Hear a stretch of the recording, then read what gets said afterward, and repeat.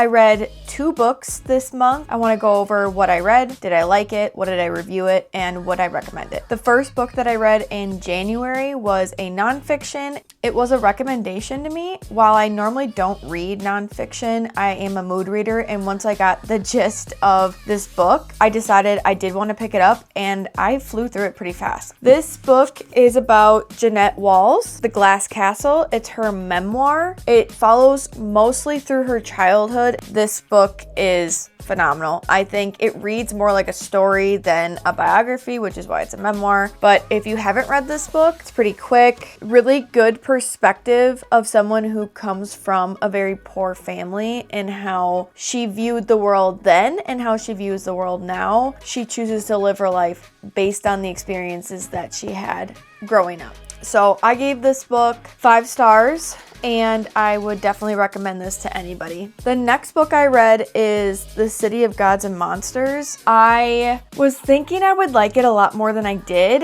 I also think that because I just came off of a series that was really well written, and then I read this that is, I think, subpar in my brain, was just hard for me to really want to stay in it. If you like Crescent City, this is the same kind of story. It's urban fantasy. It's not as well written as Crescent City, and I think that's part of my problem too, is that I was comparing this writing to Sarah's writing. It's just not the same. If you watched my bookshelf tour, you will see that I really like a strong female main character, or at least one that isn't whiny about the fact that they're not strong, and this female main character just didn't do it for me. She was so whiny and just poor me. I actually rated this book 3 stars because I think I just didn't like it. So I don't even think I'm gonna read the rest of the series, unfortunately. So I still would recommend it to anybody that likes fantasy, especially if you want to do something that's more in like urban fantasy, Crescent City. So maybe if I read the rest of the series, I would like it more. If you have read this series and you think it's worth it to stick it out, let me know.